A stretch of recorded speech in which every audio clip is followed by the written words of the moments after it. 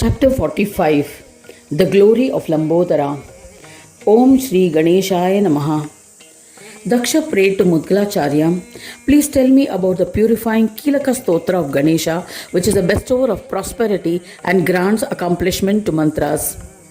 Mudgalacharya replied, when mantras are chanted without Kilaka Stotra preceding it, no benefits are derived. One should chant the Kilaka Stotra before commencing the chant of the mantra to enhance its powers. Kilaka is a nail or pin which acts as support. I am telling you as was told to me. Angiras had imparted this happiness bestowing secret and Siddhi bestowing Ganesh Kilaka. The composer of the Kilaka Stotra is Shiva and it is based on the Anushtup meter. The deity for which it is chanted is Ganapati. An offering is made to the sacrificial fire saying Om Gam, which is the Bija mantra. This mantra is chanted for pleasing Ganapati, who is endowed with the Shaktis, Vidya and Avidya. O Daksha, an ascetic should perform Nyasa first. Thereafter he should chant with devotion the Ekakshara mantra and perform the Shadanga Nyasa, ritualistic touching of the 6 body parts. Thereafter, meditate on Ganesha in his supreme form of light, four-armed, the one who cannot be experienced by the mind or expressed by speech, Mano Vani Vihina. It is not possible to meditate on the form which is endowed with Shaktis, Vidya and Avidya, the form bearing an elephant trunk and endowed with different opulence, Vibhutis. O Daksha, meditate on this form of Ganesha and perform the Panchopachara consisting of 5 oblations, Manasa Puja of Ganesha.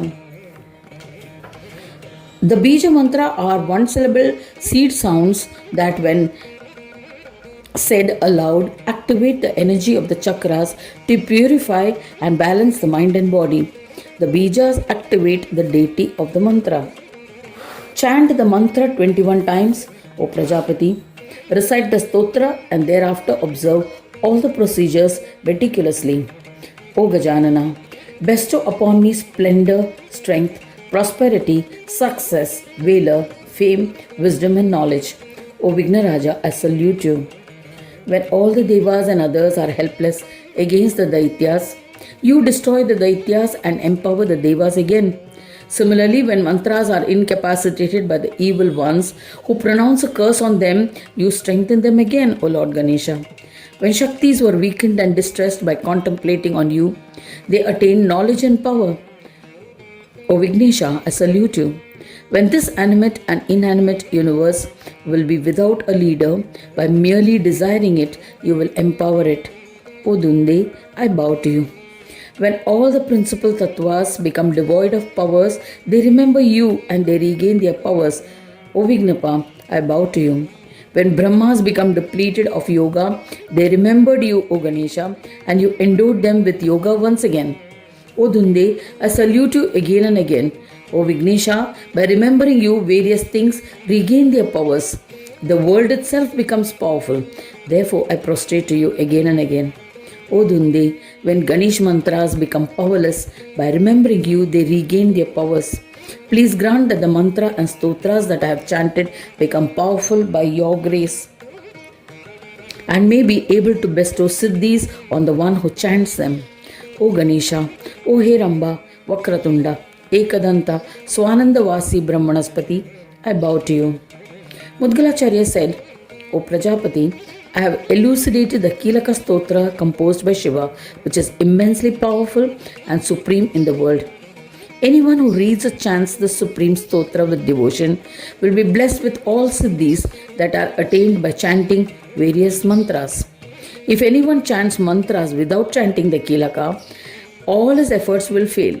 There is no doubt about it. This Kilaka Stotra was chanted by Shankara and he was bestowed with siddhis. This is the marvelous legend of the Kilaka Stotra. Vishnu, Brahma and other devas, yogis and munis were blessed by chanting the Kilaka with mantras and were granted siddhis. King Aila used to chant the stotra first and follow it by other mantras. He became proficient in the mantra. Along with his wife, he saw the Brahmand and was blessed with the darshan of Ganesha in his embodied form and then became the form of light. Daksha asked, please recount the astounding event of how Aila saw this universe and the Devas in his embodied form. Even though he was meritorious, how was he able to see the sinners living in hell? Please explain this. Mudgalacharya said, O Lord, when the embodied form of the king was in an aeroplane, he was able to see Shiva Loka, Vishnu Loka, etc. due to the blessings of the Dutas of Ganesha. Those who are seated in an aeroplane ascending to Swananda can easily visualize the good and the bad due to their yogic powers. I have recounted the pious legend of Aila, listening to which a devotee will be blessed with all joys as well as liberation. Anyone who reads or listens to this khand narrating the legend of Lambodara attains divinity. This khand narrates the glory of yogic form of Lambodara and is incomparable to the joys and liberations it can bestow. The merits that one earns by listening to several Shrutis and Smritis can be attained by reading this khanda. Those who visit pilgrimage places, bathe in the holy waters, and offer donations are blessed with several hundred times more merits by just listening or reading this khand. The one who performs yajnas, yagas, and vratas will be blessed with several hundred times more merits by just listening or reading to this khanda. To the one who observes various penance as prescribed by Vedas will be blessed with several hundred times more merits by just listening to this khand. By listening to this khand, one will be blessed with sons, grandsons, wealth, and food grains. There's no doubt about it. By listening to this khand, one will be blessed with fulfillment of one's desires. There is not an iota of doubt about it. What more shall I say? This khand can grant yogic powers and bestow all siddhis. I have narrated to you the all-benevolent legend of Lambodara. What more do you wish to listen to? Shuka said to Shaunaka, this legend of Lambodara that Mudgalacharya narrated to Daksha is the same legend which the elder son of Bhargava, Gargya, narrated to you. I am blessed to be immersed in the devotion of Ganesha. It is because of your inquisitiveness that I recounted this legend of Ganesha. Shiva, Vedas and Sesha have been unable to describe in its entirety. Then how can I be considered as capable of doing so? I have narrated to you what Veda Vyasa had earlier narrated. What more are you eager to listen? Thus ends the 45th chapter titled Glory of the Legends of Lambodara in the 5th Khand of the Purana Upanishad, Srimad Mudgal Puran, describing the legends of Lambodara, dedicated to Sri Gajanana. End of chapter 45. Conclusion of the 5th Khand of the Mudgal Puran.